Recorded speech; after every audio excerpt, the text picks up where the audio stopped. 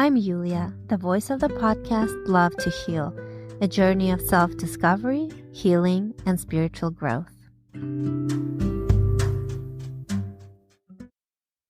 Hello, and welcome to Love to Heal podcast. Please like, subscribe, and follow wherever you get your podcasts. Today, I'm continuing with the topic of science behind the benefits of religion based on the book How God Works by DeSteno. So let's jump right in. First up today is the concept of choice. Most people believe that the more choices we have in life, the better. However, have you ever been at a restaurant with a ridiculously long menu and had no idea what to order? I know I have. Every time I see a long menu, I get overwhelmed and even annoyed because it's hard to make a decision.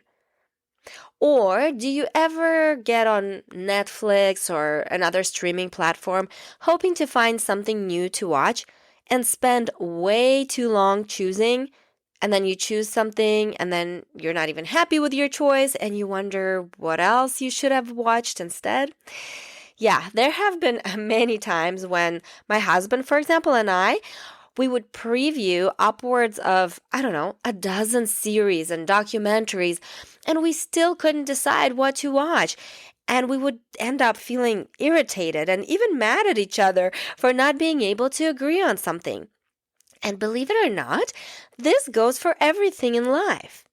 In addition to feeling overwhelmed by too many choices, psychologists have shown that having too many choices can cause greater dissatisfaction with whatever option we ultimately choose.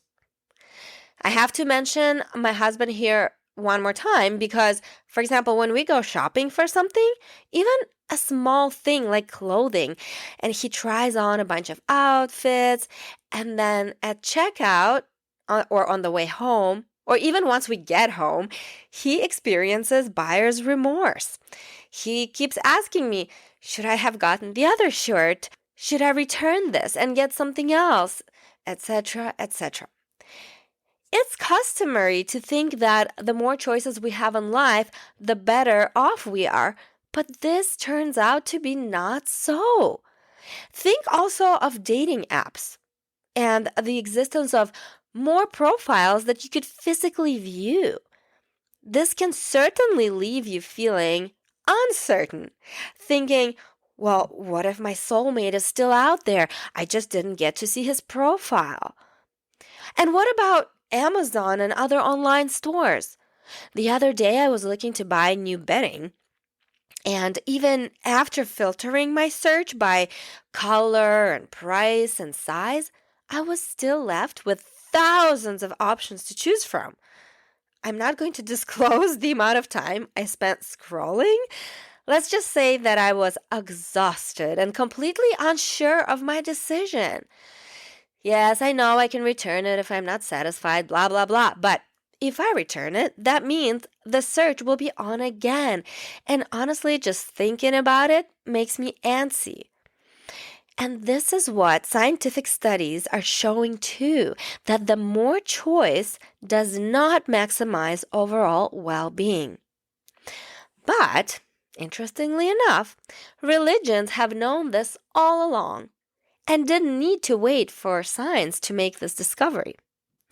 Yes, of course, religious people today still have many choices, such as what to buy at the grocery store or what to watch on TV. But at least this problem of choice doesn't permeate other aspects of life, such as marriage, whether or not to lie to save your job, or what to do to help your child recover from an illness.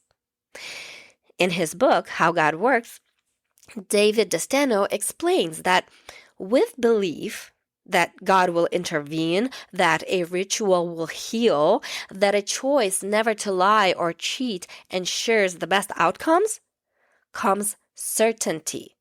And with certainty comes a kind of inner peace. For instance, when a Jewish young man or woman starts dating, the choices are very limited because They look for someone of the same faith and also probably somewhere that's closer to where they live. And also, matchmaking is very much still a thing to this day. If not a professional matchmaker, it might be the parents or other family members or even members of the community that will make suggestions to the young, picking from a pool of familiar, trusted individuals. This is a great way to meet potential suitors because, for one, it's safer, right? You're not meeting some random person from the internet or at a bar that might turn out to be, I don't know, a stalker or has a secret dark past. These hand-picked individuals by people who know you and care for you that can suggest a match based on similar interests and backgrounds will be a better match for you. Other religions and cultures practice matchmaking too, with much success. Let's come back to the limited choices in food one more time. I want to add that in my experience, learning to observe kosher has actually made my life more simple. Here's why. I like that I have less foods to choose from. A shorter menu at a restaurant, and a smaller section at the grocery store. It makes making decisions faster, and it keeps me more conscious of my food choices. So anytime that I go to a restaurant and there's, 10 pages of a menu, I will skip a few of those. If it says seafood on there, most likely I will skip it because I cannot have shellfish. Due to kosher laws. I know I can't have pork, so that eliminates a good chunk of the menu. And similarly, at the grocery store, there's aisles that I will skip, knowing that I will not find there what I'm looking for because of the kosher laws. Or some stores actually have a kosher aisle, so I can just go straight to that aisle, and this will make my life so much easier because I can choose from that aisle. But let's look at certainty and inner peace in more detail. So scientists also have shown clear links between faith and decreased levels of anxiety at the neurological level. Belief has proven to calm activity in the anterior cingulate cortex. This is a part of the brain associated with what we might call alarm bell experiences. When neuroscientists measured activity in this part of the brain as people were confronted with decisions in which they made errors, those subjects with stronger belief in God showed less activity than others. In other words, thinking about God makes religious people calmer. And I can vouch for this. The whole reason I started my podcast was to share my personal story of how I overcame 20 years worth of anxiety that could not be cured by anything. If you've listened to my episodes from the start, you will know that I tried to cure my anxiety with every possible approach there is. And seriously, nothing helped. Only when I became a believer, when I finally started to believe in God, to pray to God, to practice spirituality regularly, only then did I find relief. I'm a college instructor, and sometimes I can't believe how many young students experience anxiety. They come up to me on the first day of class and tell me about it.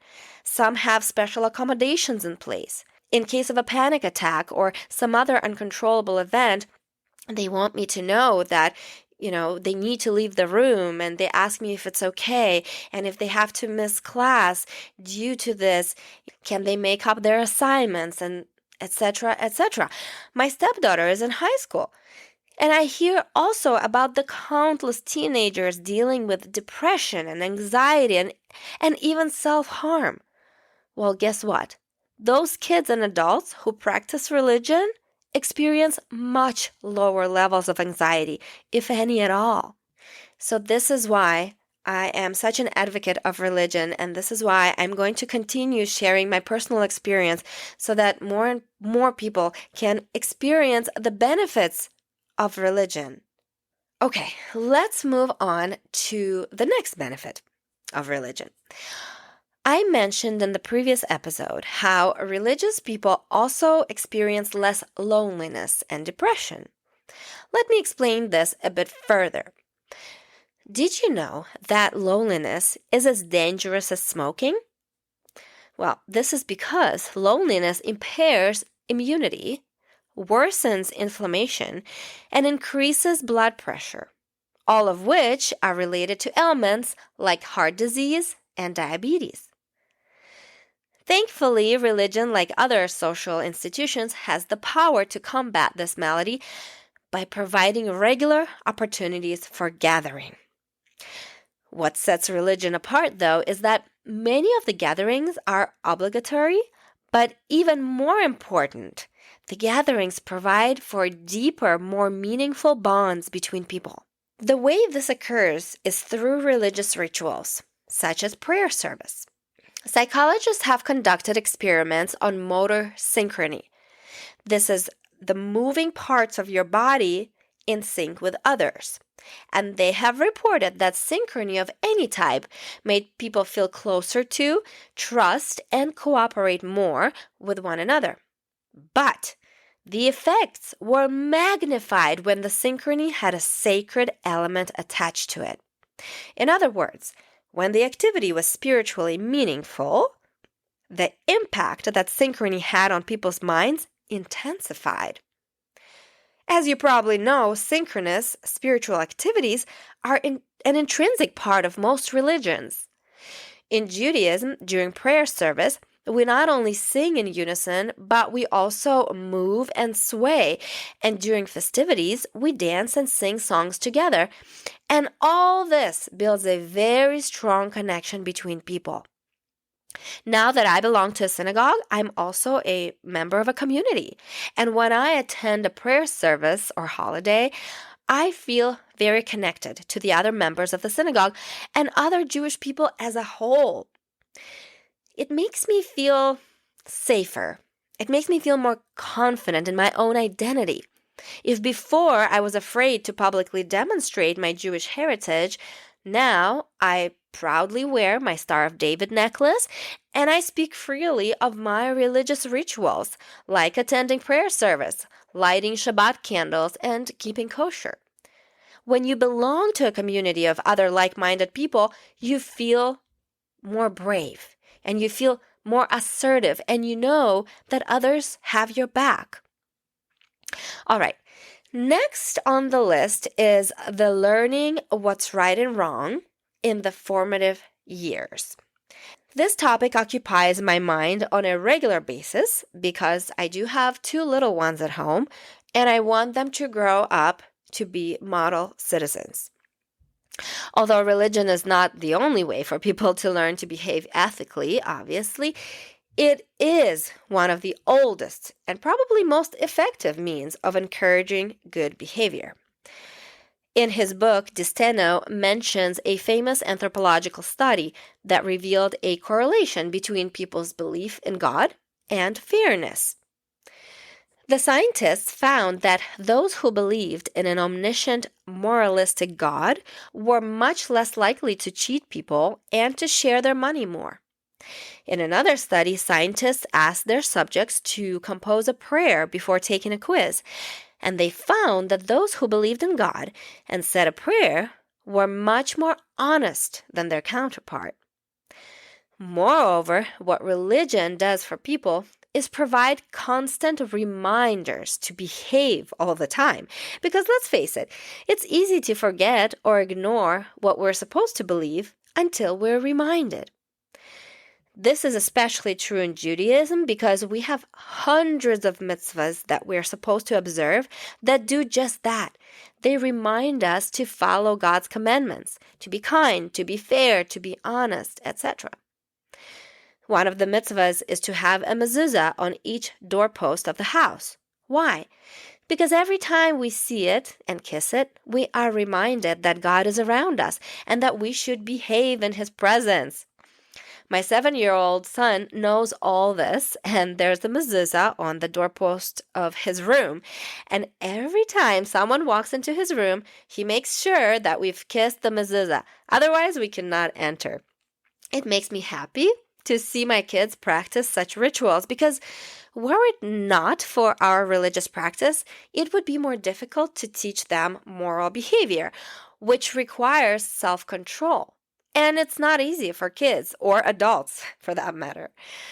By the time my kids become adults, I want them to comprehend that while it's natural to do what feels good in the here and now, overindulging in things that bring immediate pleasure, like sex, food, careless spending, or even violence, usually leads to ruin in the long run. Self-control is a powerful skill and one that is of most importance for a successful life. So my kids are learning self-control at an early age, which is great because the earlier you acquire a skill in life, the better you'll be at it. For example, my kids know that Friday nights are Shabbat, and we need to stay home to cook dinner, light candles, and say blessings. Or we may go to the synagogue for Shabbat, for example. But this is a special time that should be spent with family and also praying to God. So when I tell them they can't go to a party on Friday night, they respect that. Or when I tell them that part of their birthday gift is going to donation, they understand the importance of sharing and giving to charity. Examples are many, but it is the feelings of gratitude, awe, and elevation in particular that guide our moral perceptions and actions. And what's important to underline here is that links between these emotions and religion emerge as early as 4 years of age. And if they are honed and encouraged, with age, individuals will have an easier time maneuvering life. When faced with problems, they will have God to support them and everything else that comes with belief. The power of prayer, the help of a community, answers from the Torah, and optimism, to name a few. It's interesting, too, that research has confirmed that reading or hearing religious texts and stories cause people to feel elevated. This is a feeling that is not only healing and inspiring to the individual, but also one that motivates them to do good. If I can teach my kids now, when they're little, to find inspiration and consolation in sacred texts, then maybe when they're adults, instead of spending hours upon hours scrolling through TikTok, they will find value in reading the Torah every chance they get. They will know to turn to God in tough times instead of, drugs, alcohol, or sex. Okay, next, I would like to introduce an important life event in Judaism that further aids in the teenager's continuation on the right path in life. So I started with childhood, right, the formative years, and now we're moving on to the teenage years where we find the transition from child to adult. So the bar or bat mitzvah is a transition to adulthood, but perhaps not to an adult in the sense of, they can drink and drive and have their own household, but more so speaking spiritually and also assuming new responsibilities and just in general being responsible for your own actions. When explaining this tradition, DeSteno in his book compares it to a very interesting concept, the concept of the self-fulfilling prophecy. This is a term coined by the sociologist Robert K. Merton to signal that a belief or prediction, whether or not it's factually correct, could produce its expected outcome. The impact of self-fulfilling prophecies is usually strongest when multiple people hold the same expectations for a person. So this makes sense too for the rites of passage, such as the bar bat mitzvah. During this Jewish rite of passage, typically the community comes together to witness the boy or girls entering adolescence, proving publicly that after years of study and self-control, they can now be treated as equals. In so doing, the simple act of expecting teens to behave more like adults increases their confidence and motivation to do so. Even though my son is only 7 right now, he has been attending Sunday school for several years already, and he is already preparing for his bar mitzvah at age 13. And I am already excited ahead of time, and I can just picture him standing in front of our congregation, reading in Hebrew from the Torah, and becoming a responsible, righteous adult in the eyes of all the people present. Another benefit of religion I'd like to bring up is that of maintenance of the body. As DeSteno puts it, religious practices use both preventive and restorative means to protect our bodies and minds against the ravages of age, injury, and disease. Think of practicing religion as receiving a constant booster shot. Okay, a booster shot that, like a vaccine booster shot, boosts the body's and mind's resilience so that they can better confront whenever health challenges come their way. Overall, the Pew Research Center examined many of the world's largest databases to study links between religion and well-being, and they reported that more people in the United States who actively practiced religion were in better health than those who were less engaged or completely unaffiliated with a religion. Firstly, those who actively participate in religion have a 29% increase in survival rate, according to research by Mayo Clinic. In terms of heart health and blood pressure, religious people are much less likely to suffer from these ailments, mostly due to the fact that religiosity calls for healthier diets, less smoking, less drinking, less injuries, also due to a safer or more sheltered lifestyle, if you will. I mean, think about it. How many super religious people do you know that practice, extreme sports or drive carelessly very fast on the freeway, right? Not a lot. So in regards to depression and anxiety, also nearly 70 studies confirmed that regular participation in religious activities corresponds to decreased levels of anxiety. And this is what I love about science, because it is science itself that is finally proving to everyone how many benefits there are in religion. Okay, and the last point I will look at today is death and grieving. In religion, there is a reminder of mortality built into the practice. And this makes it easier for religious people to deal with the concept of death and also to appreciate more each day that we're given to live. In Judaism, there are the days of awe, the high holidays from Rosh Hashanah to Yom Kippur, and these days represent the cycle of life. Every year, we celebrate Rosh Hashanah, or the New Year, commemorating the creation of humankind. And we end the days of awe on Yom Kippur, the Day of Atonement, which reminds us of the inevitable death. An important ritual during Yom Kippur is repentance. We must not only regret a transgression or wrongdoing, but also promise to God not to do it again. This promise to God makes us feel empowered to change our ways and do better in the future, while the reminder of death keeps us focused on what's really significant and fulfilling in life. the true sources of lasting happiness, which are God, family, and service to others. When death does reach our family or community, there are practices in religion that help ease the pain of losing a loved one. First off, the idea that our soul lives on makes death feel more like a transition rather than an ending.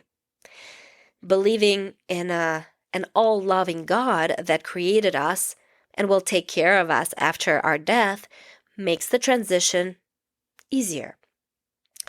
Then there are the rituals of the bereavement period, divided into 3 parts: Aninut, Shiva, and Shaloshim. The first step, the Aninut, is deep sorrow, and this period lasts until the burial. As a marker of pain, close family members may tear a garment, or they may pin a torn black ribbon to their clothing. Burial does come quickly because Jews believe that it's important to bury the dead quickly so that our lives can go on, and also as respect to the deceased. And then after that begins the period of Shiva, 7 days of mourning. During this time, it's a commandment for family and friends to provide food and other support to the grieving. The mourners cover all the mirrors in their house, and they light a special candle in remembrance of the deceased. During the 7 days, mourners are not to preoccupy themselves with things like shaving, styling their hair, or putting on their best outfits. They are to sit low to the ground and pray several times a day. As DeSteno points out, from a psychological point of view, all the elements of Shiva help a grieving mind. For example, covering the mirrors turns out to be a proven psychological tool, as researchers have demonstrated that looking into a mirror when one is sad actually intensifies the feeling of sadness. And as for sitting low to the ground, we know it's very uncomfortable and often painful, especially to the elderly.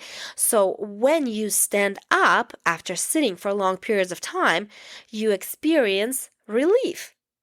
And this part is genius. Research shows that after repeatedly sitting low and then standing up, this repeated experience of mild pain followed by relief actually increases feelings of well-being, which reduce grief and rumination. The final stage of mourning is Shaloshim, which literally means 30. And this is a transition period between deep sadness and re-entering the world. This is a gradual process during which the bereaved start to integrate with the outside world again, and they're not expected to attend joyful celebrations during this time or to do their makeup and dress their best. It's understood by everyone around that they still need this time for themselves. They still need this time to grieve. But at the end of this period, there's a memorial service in honor of the deceased to reinforce the positive memories of them. And this concludes the 30 days of grieving. And after that, the bereaved can start to get back to their normal lives. As you can see, everything is carefully thought of in religion. All we should do is follow the 6,000-year-old teachings. A couple of years ago, my husband and I lost a friend of ours to cancer. He was in his mid-40s, a father to 2 kids. Although we were not very religious at the time, and neither was our friend, some Jewish traditions were still kept alive. There was a Jewish funeral. Our friend was buried in a Jewish cemetery. We delivered food to our friend's family. We helped them run errands. We organized memorials and lit memorial candles.